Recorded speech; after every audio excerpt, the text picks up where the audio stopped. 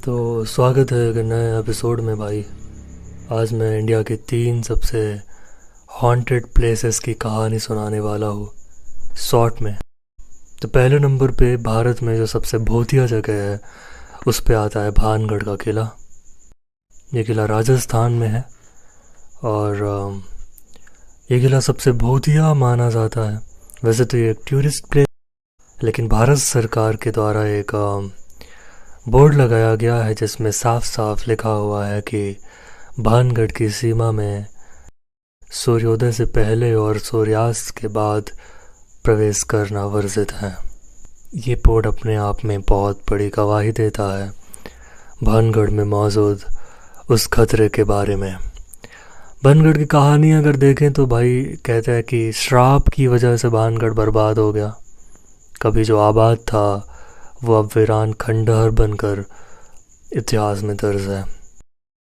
तो कहते हैं कि 2 वैसे श्राप दिए गए थे। एक कोई बालूनाथ ऋषि थे जिन्हें राजा को तब श्राप दे दिया जब राजा ने अपने महल को बनाते बनाते बालूनाथ की कुटिया तक ले गए और बालूनाथ ये चाहते थे कि महल की परछाई कभी भी उनकी कुटिया पे ना पड़े, क्योंकि वो राजसी लोगों से दूर रहना चाहते थे। लेकिन जब राजा ने इस शर्त को अनदेखा कर दिया और महल बनाते बनाते वो कुटिया के बहुत पास गए, तब क्रोधित होकर बालूनाथ ने श्राप दे दिया भानगढ़ को। और कहते हैं इस श्राप के बाद पड़ोसी राजा ने भाई हमला किया और सभी लोगों का कत्ल कर दिया। मतलब बाज़ार में जो लोग मौजूद थे घरों पे घुस करके औरत बच्चे बूढ़े एक तरफ से जिनको भी पाया गया सबको मार दिया।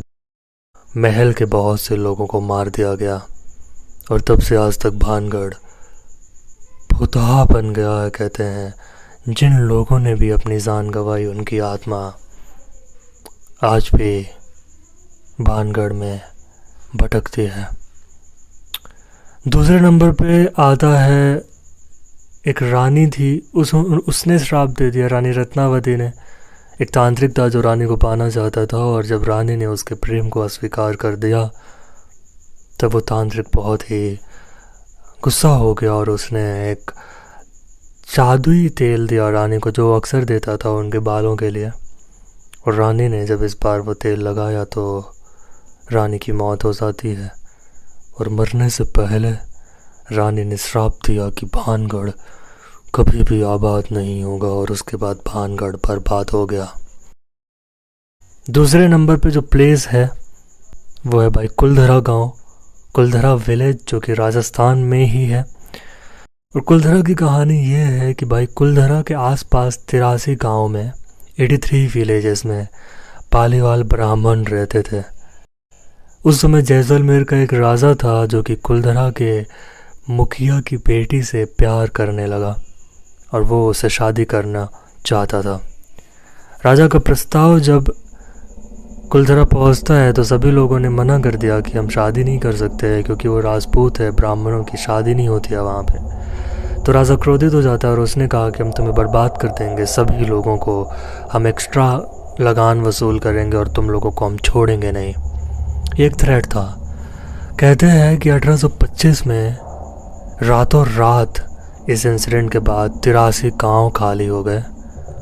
और ऐसा कहा जाता है कि वो 83 विलेजेस के लोग इकट्ठे होकर उन्होंने ये डिसाइड किया कि हम अपनी लड़की को कभी भी राजा को नहीं देंगे, बल्कि ये जगह ज़रूर छोड़कर चले जाएंगे। और एक ही रात में भाई इमेजिन करो ना, 83 गांव खाली हो गए। बच्चे बूढ़े जितने भी लोग थे सब अपना सामान लेकर रातों रात खाली हो गया। न सिर्फ एक गांव बल्कि 83 गांव। कहते राजा को कभी पता ही नहीं चला कि वो लोग गए कहाँ। उन्हें ज़मीन खा गई या आसमान निकल गया, कुछ पता नहीं चला उनका। हाँ, जाते जाते उन्होंने श्राप ज़रूर दिया कि इस ज़मीन पे कभी भी कोई बस्ती नहीं बस पाएगी, क्योंकि उन लोगों को अपना घर छोड़कर जाना पड़ रहा था। और कहते हैं ऐसा ही हुआ, आज तक वो आबाद नहीं हो पाया है। कुलधरा में तो कुछ गांव ऐसे हैं जिसमें आज भी स्ट्रक्चर्स मौजूद हैं, लेकिन वहाँ कोई रहा ही नहीं कभी। राजा ने काफ़ी लोगों को बसाना चाहा वहाँ पे, लेकिन कभी कोई रह ही नहीं पाया।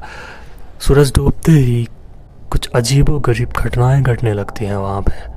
कुछ पैरानॉर्मल होने लगता है, जिसकी वजह से जो भी इंसान वहाँ जाता है वो सूरज की पहली किरण से ही वहाँ से भाग जाता है।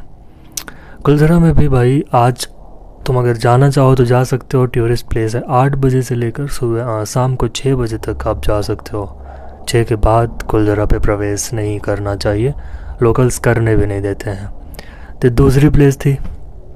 तीसरी प्लेस है भाई शनिवार वाड़ा पुणे। ये जो वाड़ा था इस 17वीं सदी में बनवाया गया था, 17th सेंचुरी में। और कहते हैं कि इस वाड़े में नारायण राव की आत्मा आज भी भटकती है, जो कि बेटा था पहले पेशवा, मराठा एम्पायर के पहले पेशवा बाजीराव का। और ऐसा कहा जाता है कि नारायण राव के चाचा ने ही नारायण राव की हत्या कर दी, क्योंकि नारायण राव काफ़ी प्रसिद्ध हो रहा था और वो अपने ही बाप की तरह पेशवा बनना चाहता था। इस मर्डर के बाद वाड़े को आग भी लगा दी गई थी, तो आज भी वो वाड़ा जला हुआ है। कहते हैं कि वाड़े के आसपास जो लोग रहते हैं उन्होंने बहुत अजीबोगरीब आवाज़ें सुनी हैं। बहुत लोगों का दावा है कि नारायण राव के अजीब से चिल्लाने की आवाज़ आज भी सुनाई देती है। चांदनी रात को कहते हैं कि नारायण राव रोते हुए कहता है, काका माला बचावा। मराठी है ये। वो कहता है, काका मुझे बचाओ। नगार खाने से अजीब आवाज़ें आती है और कहते हैं शनिवार वाड़ा की दीवारों के आसपास पैरानॉर्मल एक्टिविटीज़ आज भी बहुत तगड़े से होते हैं। ये सारी घटनाएं, नोटिस करने वाली बात यह है कि ये सारी घटनाएं चांदनी रात में ही होती है। और शनिवार वाड़ा जो कि कभी बहुत ही सुंदर वाड़ा था, आज वो ऐसी डरावनी कहानियों को लेके जिंदा है। तो ये थी वो 3 जगह। इन तीनों जगह की मैं प्रॉपर वीडियो बना सकता हूँ, अगर चाहोगे तो। ख्याल रखो, तब तक मिलते हैं अगली वीडियो में। बाय।